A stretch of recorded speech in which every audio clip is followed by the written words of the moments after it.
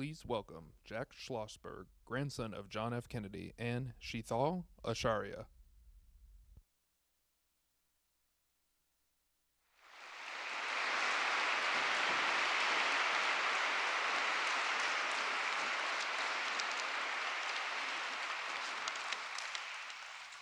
Welcome to the Kennedy Library. We're all so happy that you're here. First, I want to thank a few very distinguished guests who were here. Mayor Wu, thank you for being here. Governor Baker, Secretary Walsh, Senator Markey, members of the Massachusetts delegation, thank you so much. This means a lot to me and my family. Thanks to Ron Sargent, the chairman of the JFK Library Foundation, who does so much for this institution. Thanks to Rachel Floor and Alan Price, who work so hard to make this place great. It's an honor to have President Biden here today, a president who believes in America as my grandfather did, whose record after just 2 years proves that we still do things not because they're easy, but because they're hard. Your decency and compassion set a new standard, and your commitment to our Constitution and democracy inspires the world. Thank you, Mr. President. Thank you for your leadership, but most of all, thanks for this visit, because now I get to see my mom, who flew all the way from Australia to be here. There is no one tougher, smarter, or more gracious than my mother. She has done so much for so many, for me, for this library. Our country is lucky to have her serving again overseas as U.S. Ambassador to Australia.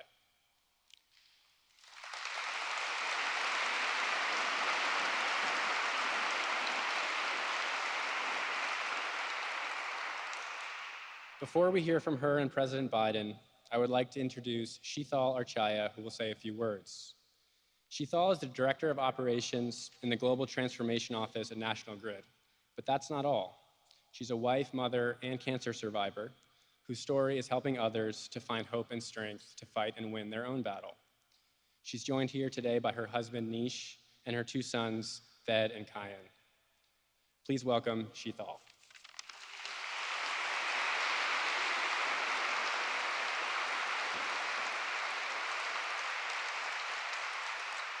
Thank you, Jack. President Biden, Ambassador Kennedy, and guests, it's an incredible honor to be here with you to support the Cancer Moonshot. It's truly by the grace of God and modern medicine that I'm even here with you today to mark the occasion. In January 2020, I received the dreaded call from my doctor. They found something during my annual mammogram. I had ductal carcinoma in situ, or DCIS, an early form of breast cancer. Over the next 2 years, I had 8 surgeries, including a deep flap mastectomy and over 6 months of bed rest, only just finishing this past March. Today, I'm here to say that I'm both thrilled and relieved to say that I'm cancer-free.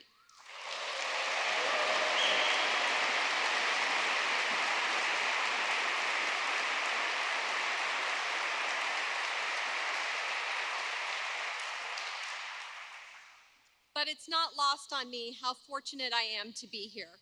I had the world's best healthcare professionals treating me, including my own surgical dream team at Dana-Farber and Brigham and Women's Hospital, Dr. Andrea Pusick, Dr. Esther Ree, and Dr. Matt Carty, and my primary care physician, Dr. Denise Mayo, all guiding me. I'm also here because of the strong family and community to which I belong. In addition to my husband, Nish, and my boys, Ved and Kayan, who are here today, I drew strength from countless friends and family. They did everything for me. I didn't have to stop working and was able to continue a career I love with the support of amazing managers. But I know not everyone has access to such phenomenal health care, or lives close to loved ones, or has empathetic employers. That's why President Biden's Cancer Moonshot is so critically important. Since my diagnosis just 2 years ago, 7 friends were diagnosed with breast cancer, another with thyroid cancer, and 1 with pancreatic cancer. More and more young women are being diagnosed with cancer, and through the marvels of modern medicine, many will survive. But I think about my dear friend who lost her battle with pancreatic cancer just last month, and I'm reminded why we need a cancer moonshot. We need to end cancer, and I'm so grateful to President Biden for his leadership and never losing sight of the importance of ending a disease that impacts every American family. Now, growing up in Idabel, Oklahoma, I remember learning about President Kennedy and his vision to put a man on the moon. And I've always admired Ambassador Kennedy for her own individual accomplishments and resilience. She has consistently exemplified her father's legacy through a lifetime of service. And I hope that I have contributed to that same commitment to service in my life, including supporting others as they start their own cancer journeys. Thank you.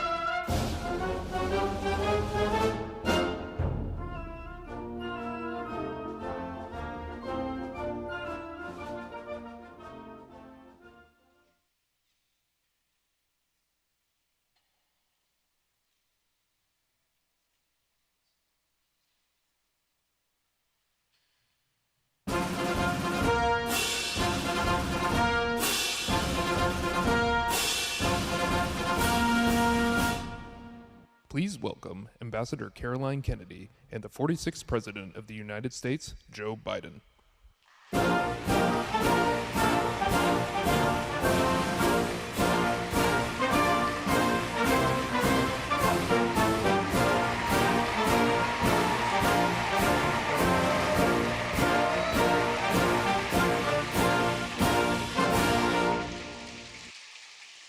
Good afternoon.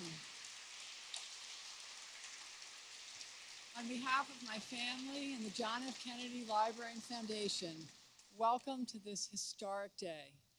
On the 60th anniversary of President Kennedy's Moonshot speech, we're honored to welcome President Biden as he announces his own administration's Cancer Moonshot for the 21st century. This is also a special day for me personally because it's the day that my parents were married 69 years ago.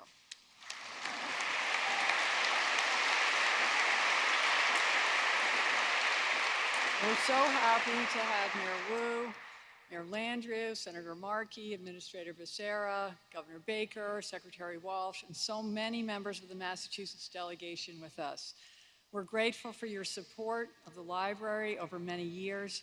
I know that many of you and the state and local officials here worked closely with my Uncle Teddy for the good of this Commonwealth, and that you all share my father's love of politics. I want to recognize members of the medical community who are here, physicians, researchers, cancer survivors, students. You all save lives and bring hope and healing to patients and families suffering from cancer.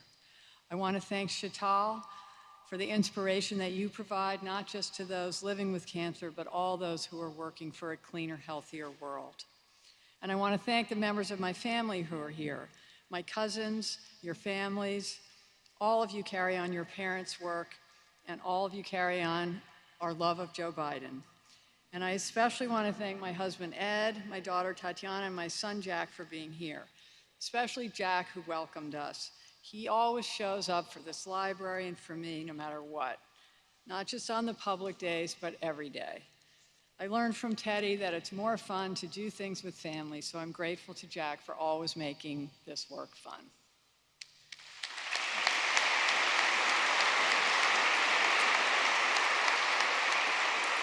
A few years ago, we celebrated the 50th anniversary of the moon landing, and the world was captivated by the memory of that event. But almost more remarkable was that such a historic national achievement was set in motion by a single speech. When President Kennedy gave his speech at Rice University, the United States had only 4 short manned spaceflights, the longest less than 5 hours. President Eisenhower and Cold War experts said we should concentrate on developing satellites and missiles to beat the Soviets instead of going to the moon. And there were other reasons not to do it. It was expensive, eventually costing 4% of GDP, and at a time when many said the money would be better spent on building infrastructure, fighting poverty, and addressing other social problems.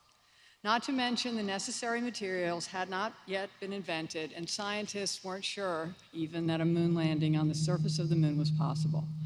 But President Kennedy understood the power of the idea, and over time, along with his inaugural address, his call to service, the Moonshot speech has become perhaps his best-known legacy. The vision, the purpose, the courage it embodied has inspired each generation to take on hard challenges and provides a metaphor to guide us as we face adversity in our own lives. My father believed that the effort to land on the moon would bring out the best in America, that everyone would contribute, that it would require invention, creativity, teamwork, commitment, and faith, and that the world would be different because of it. He didn't live to see it, but he set in motion an age of discovery and invention, of earth science and space exploration that has made America the leader of the world. As citizens, as colleagues, as friends, we can learn from his vision.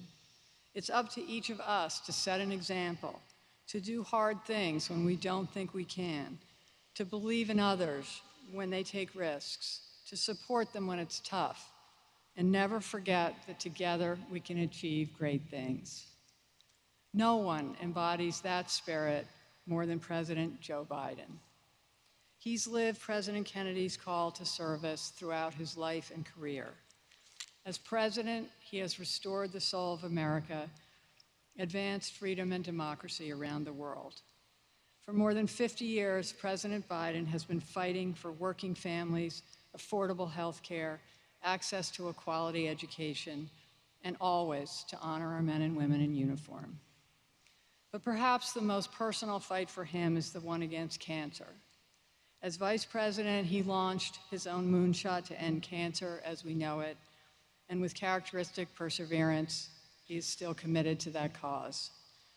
Like the Bidens, like all families, our family has lost people we love to this disease, including 3 who created and sustained this library: my Uncle Steve, my mother, and my Uncle Teddy.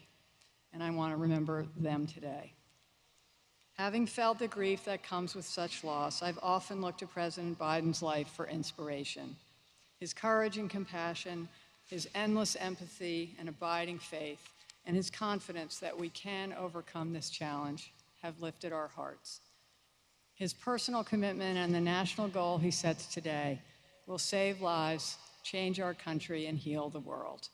I'm honored to serve in his administration and to introduce him now. Thank you.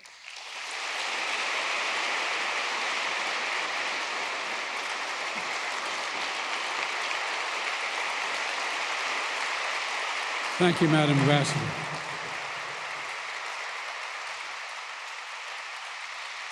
Thank you, thank you, thank you. Thank you.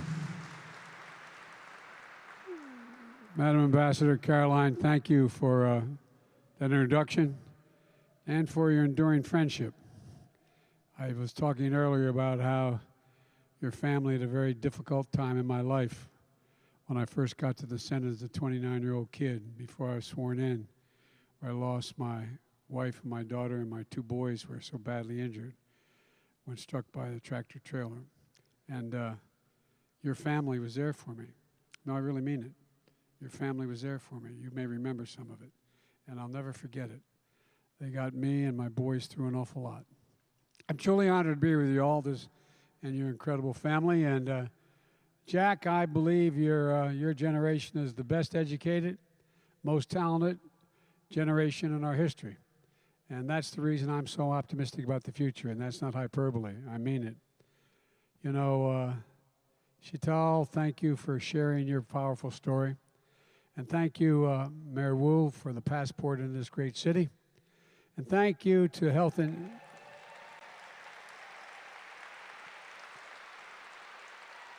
Human Services Secretary Becerra and Boston's own Marty Walsh. Marty.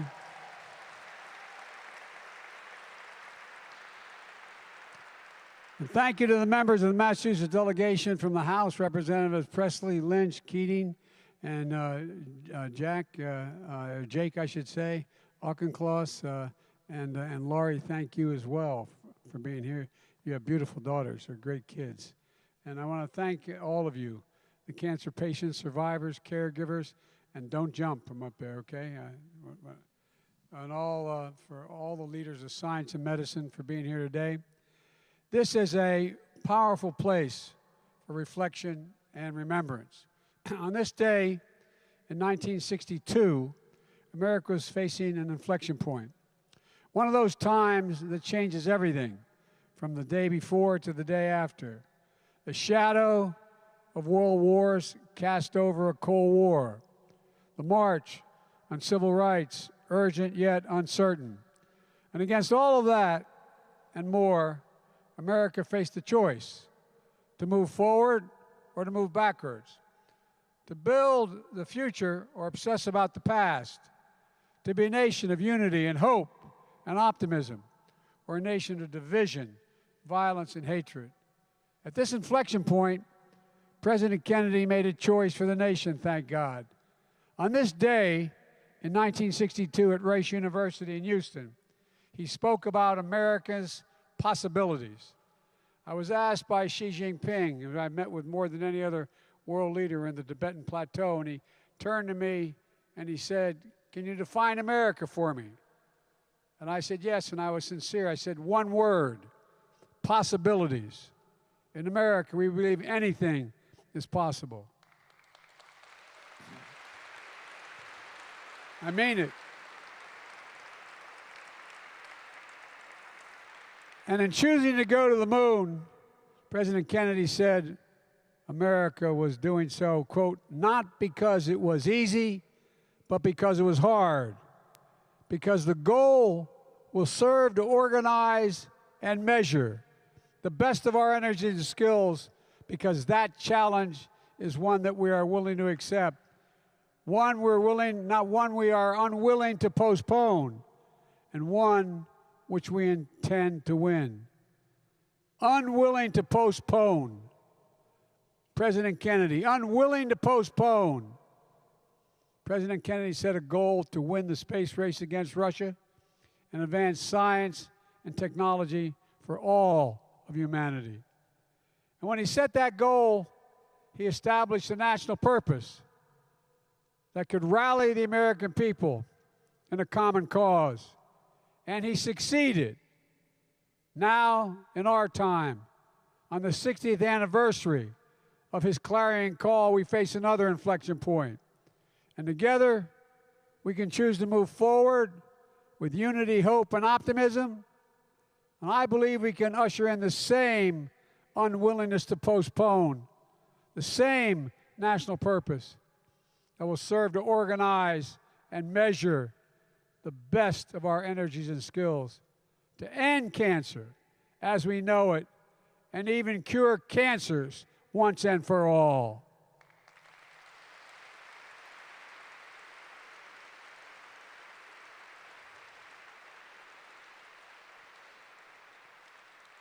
I give you my word as a Biden, this Cancer Moonshot is one of the reasons why I ran for president. It's part of my unity agenda that I laid out in my State of the Union address to rally the American people to work together. Because we know this, cancer does not discriminate red and blue. It doesn't care if you're a Republican or a Democrat.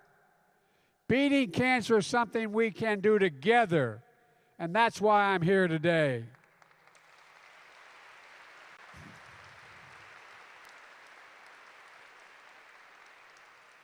We've made enormous progress in the past 50 years since President Nixon signed the National Cancer Act to declare a war on cancer. We learned cancer is not a single disease, but there are over 200 different types of cancers caused by different genetic mutations in our cells. We discovered new medicines, therapies, early detection and prevention measures to extend and to save lives. In the first 25 years since the National Cancer Act, the death rate from cancer largely remained unchanged. Then things began to change. With progress over the last 25 years, the death rate from cancer has fallen more than 25%. But despite the progress of lives extended, lives saved, cancer is still the #2 cause of death in America, second only to heart disease. For too many cancer patients and their families, instead of hope, there's bewilderment, the feeling of being on your own, frustration that hospitals said doctors can't easily share your medical records with other hospitals and doctors to help find answers, even when every minute counts. Having to advocate for even the most basic care and attention for your loved ones. The flood of information is a completely different language with few people available to help you decipher it. Having therapy that can work within reach, but is too expensive or insurance won't cover it. And so when President Obama asked me to launch a Cancer Moonshot, our goal was to bring an added urgency, a new urgency to the fight. And in my view, not unlike President Kennedy did, we harnessed federal resources to change the culture, increase cooperation, and break down the silos that exist. That included everything from making published results of federally funded cancer research more available to any patient, to any doctor, for free, instead of the firewall that had been set up. That included the recognition that for many cancer patients, it's hard to even know if there's a clinical trial that can help them, let alone how to enroll in one. So we launched trials.cancer.gov so everyone can find a clinical trial near them or across the country and the world, and they can gain access to these trials. I've traveled the country, brought together leaders in healthcare, technology, education, business, philanthropy. I visited many of the major cancer research centers in the world, and nowhere, no matter where I was or what the topic at hand, world leaders wanted to talk to me about our Cancer Moonshot. That's not hyperbole, that's a fact. For example, Pope Francis convened a major international conference on cell therapies at the Vatican and invited me to speak about our mission. One of the final pieces of legislation President Obama signed into law was the Bipartisan 21st Century Cures Act. It streamlined the Food and Drug Administration, the FDA, by creating an oncology center of excellence so new cancer treatments can be evaluated faster. It provided 7 years of new funding, including research on cancer therapies and the disparities, trial networks to discover new drugs, and new efforts in childhood cancer. As President of the United States Senate, I presided over the overwhelming bipartisan vote and watched my friend Mitch McConnell name the cancer provisions in that bill after my son Bo, who had lost his life to that disease just months earlier. And when we left office, Jill and I knew we had to keep going through, keep it up, so we initiated the Biden Cancer Initiative. We focused on turning the moonshot into a movement, not just a shot, a movement, to create a cancer research and care system that most people think we already have, but they don't realize until they find they have cancer that we don't, but one that we deserve. And everywhere we'd go, people would share their stories, literally, in grocery stores, airports, rope lines. While we heard stories of loss and despair, the stories began to change to a feeling of real hope. Not because of me or Jill, but because of all of you and so many of you at home, doctors, researchers, advocates, caregivers, patients, survivors. And that's when I was elected president. I determined to supercharge the Cancer Moonshot as a central effort in the Biden-Harris administration. In February, I laid out our plan that is bold, ambitious, and I might add, completely doable. The goal is to cut cancer death rates by at least 50% in the next 25 years. To turn more cancers from death sentences into chronic diseases people can live with. To create more supportive experience for patients and families. And to update our fight against the cancer. It's a disease we often diagnose too late and have too few ways to prevent it in the first place. Where there are stark inequities based on race, disability, zip code, sexual orientation, gender identity, and other factors. We know too little about why treatments work for some patients, but the same patient, the different patient with the same disease, it doesn't work for. We still lack strategies for developing treatments for some cancers, like childhood cancers. We don't do enough to help patients and families navigate the cancer care system. We don't learn enough from their experience as patients. We don't share enough data and knowledge to bring the urgency we need to finding new answers.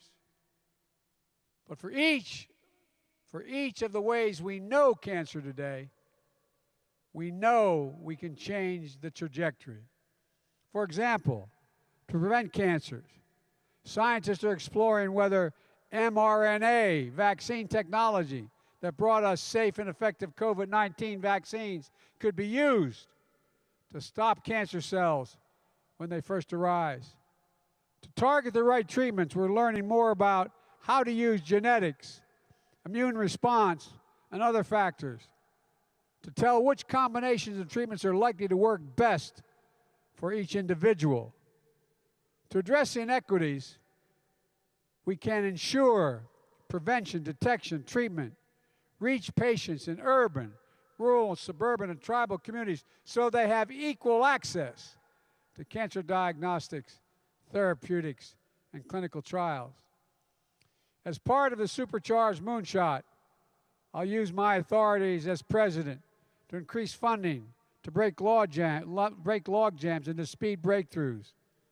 I've also formed a new cancer cabinet that is driving a whole-of-government effort to unleash every possible asset within our power, from NASA, that knows more about radiation than any doctor does, to the Defense Department, that has the ability to calculate, and the Energy Department, do 1 million billion calculations per second.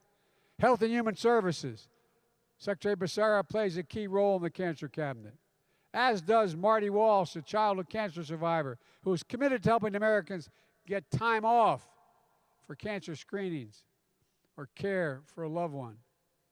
The White House Office of Science and Technology Policy is changing the path for the Cancer Moonshot for 2022 and beyond. And today, I'm setting a long-term goal for the Cancer Moonshot to rally America and ingenuity that we can engage like we did to reach the moon, that actually cures cancers, not all cancer, cancers, cures for cancers. once and for all. And a critical way to do that is that going through what I call ARPA-H, Advanced Research Projects Agencies for Health. It's based on DARPA, the Defense Department's Advanced Research Projects Agency, that has helped lead to breakthroughs in technologies to protect our national security, like the internet, GPS, and so much more.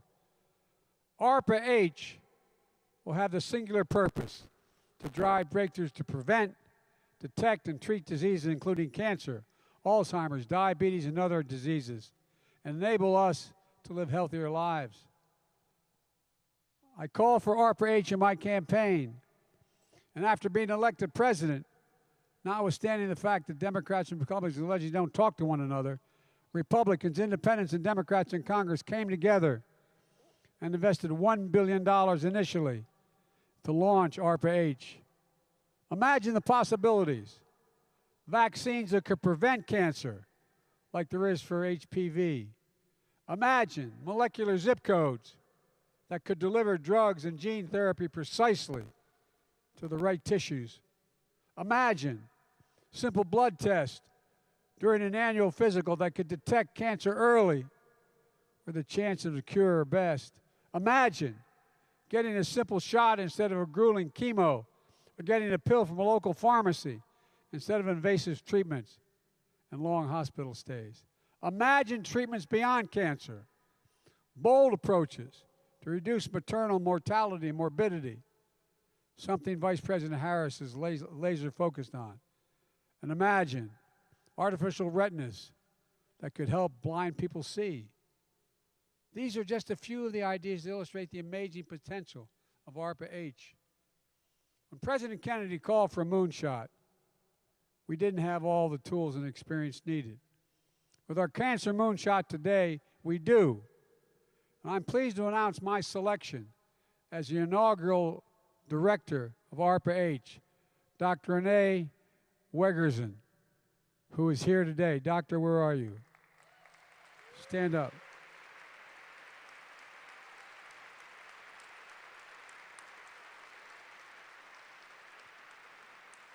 A leading biomedical scientist, a decade of experience leading multiple biotech projects at DARPA. And by the way, it's about how to use all the assets we have, all of them.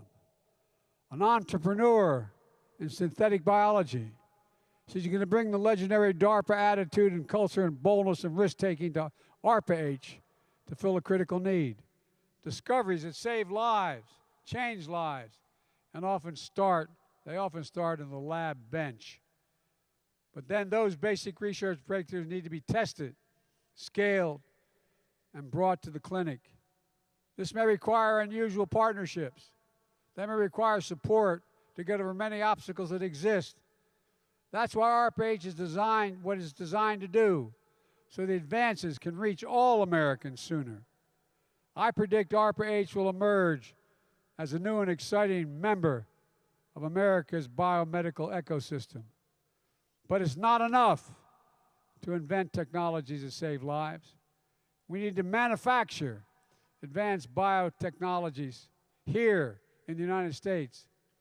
That's why today I signed an executive order that directs the federal government to ensure biotechnologies invented in the United States of America are made in the United States of America, whether they are for cancer treatments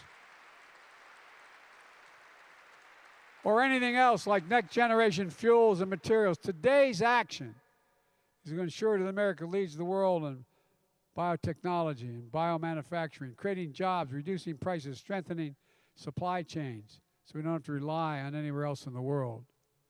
Here in America it will be made. And there's more that we're doing. The Inflation Reduction Act that I signed into law puts a $2,000 cap on the total prescription drug costs for any senior on Medicare, including cancer medicine. And for so many people, one of the first things they think about when they get a diagnosis, how am I going to pay for the treatment? Do we need to sell the house? Do we need to skip payments on the car? Can we afford to send the kids to college? The Inflation Reduction Act is a godsend. It's going to save people on one prostate cancer drug about $6,000 a year. Thousands of women are taking breast cancer treatments that will see about a $7,000 a year savings. But that's not all. When I led the Cancer Moonshot as vice president, one of the biggest issues I talked about was how federally funded cancer researchers were not sharing their results with their peers or the public because they wanted to have the answer. You all know it. As I mentioned earlier, we made federally funded cancer research more available to any patient, to any doctor, anywhere, for free. And today, as president, we're making sure that transparency applies to all federally funded science beyond just cancer. And this summer, I announced the new head of the National Cancer Institute, Boston's own, Monica Bertinelli, excuse me. Monica, you can call me Bidden. And she's here today. Where are you, Monica? Stand up. Thank you.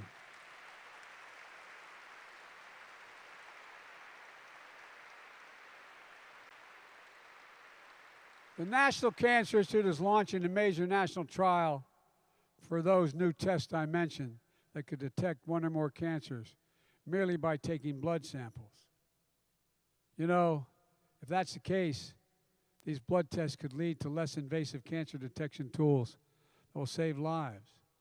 We're also launching the first ever Cancer Moonshot Scholar Program to support a new generation of scientists from every background, from every part of the country, to launch their cutting-edge research and careers.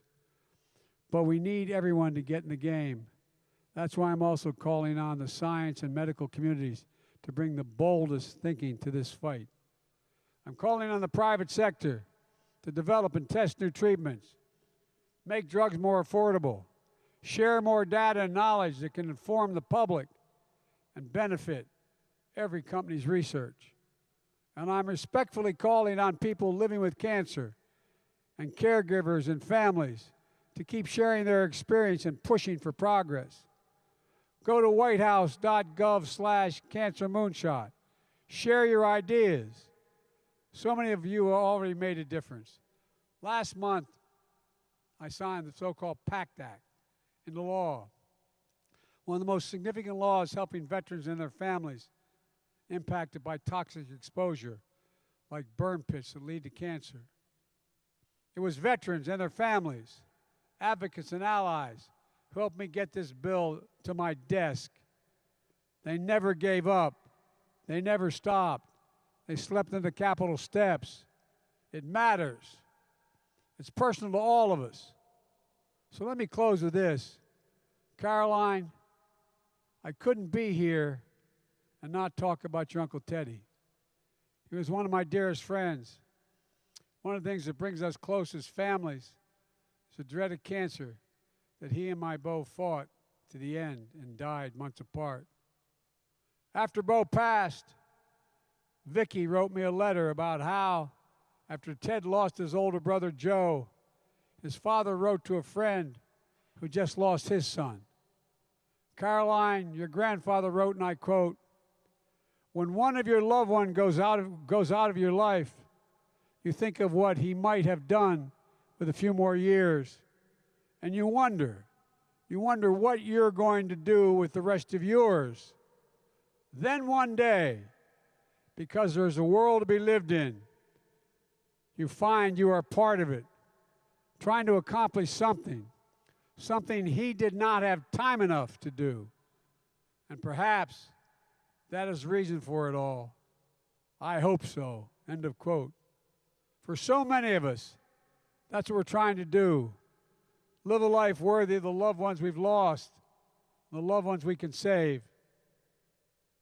With their hope and absolute courage, and with an unwillingness to postpone, and with a singular purpose for ourselves and as a nation. President Kennedy said in this day 60 years ago, "We set sail on this new sea because there's new life-saving knowledge to be gained that must be used for progress of all people." End of quote. In our time today, That's our charge to keep, in my view. I know we can do this together because I know this. There's nothing beyond our capacity if we work together as the United States of America. God bless you all, and may God protect our troops. Thank you for listening.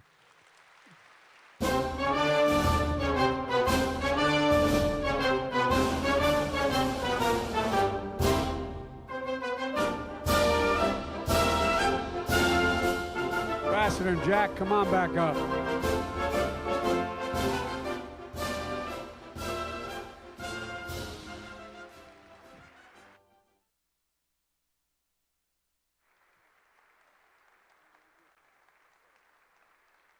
you very much. Keep up the fight. Thank you. I'm going to walk.